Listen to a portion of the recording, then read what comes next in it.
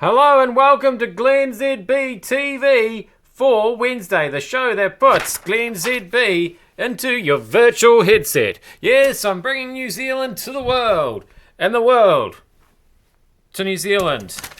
And if you're just wondering what's happening with the aliens, it looks like that they might not be coming from Mars after all.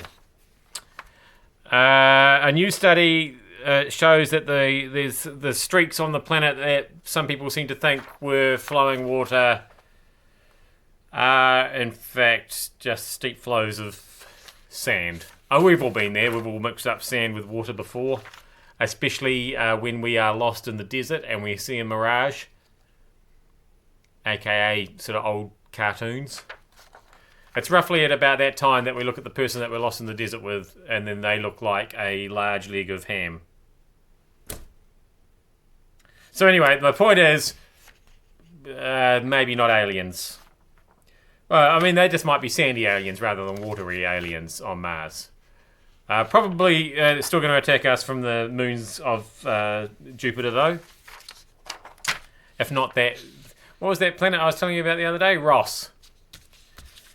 The planet Ross. Possibly an inhabitable planet. Only a few light years away. So many questions around Christchurch's Metro Sports Facility. The government is considering merging the facility with Christchurch's new multi-use arena after Regeneration Minister Dr. Megan Woods learned it faced a $75 million blowout. That's right. Just going to cost the 75 mil more than what you thought. My real question there is, what the hell is a regeneration minister? Since when have we had one of those? That sounds like the person in charge of in Demolition Man, when the prisoners come back 100 years later, they have to bring them back to Oh no, that's reanimation, not regeneration. Anyway, weird thing to be, isn't it? A regeneration minister. Fuel companies are being asked to explain why they've raised prices by 10 cents a litre in Auckland over the past month. The AA wants to know. I also would like to know this. Actually, I don't really care why. I just want them to not do it and to undo it and put the price back down again, please. Thanks. But while we're going to keep things automotive in the meantime as well, Uber have made a few announcements today. They've teamed up with Volvo to make self-driving cars. They've changed a couple of things with the app itself.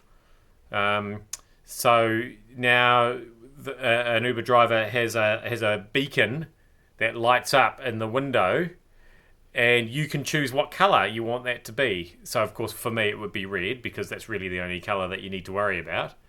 And then you can see that that's the red Uber coming towards me. Another thing they've announced is that they can now, you can see where the Uber is when it's coming to you. They don't always know where you are. They're just going by what you've told them. But now they can see you so presumably you'll come up as a little person on the street. They're a little car. You're a little person, and we're trying to get the person in the car together. Now, they've admitted that this is using that same technology that got them into a bit of a strife a while back. You know, they were stalking people when they weren't even really using Uber, which there's probably not really on. But they've said, don't worry, we're definitely not going to be doing that. Just because just believe us.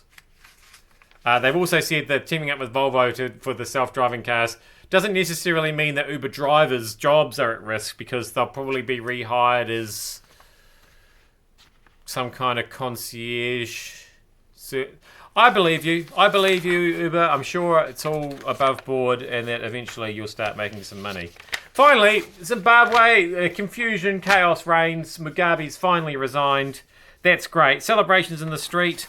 The various news networks, they talk to this guy who's an opposition MP, Japa Paddington, And then they talked to him a bit later as well, but by that stage, things had gone so confusing and so chaotic that his name had changed to Paddington Juppa Juppa. So I'm just not sure which one he is. Is he Juppa Juppa Paddington or Paddington Juppa Juppa? Really, I only bring that up because what an awesome name! Come on! Paddington Juppa Juppa!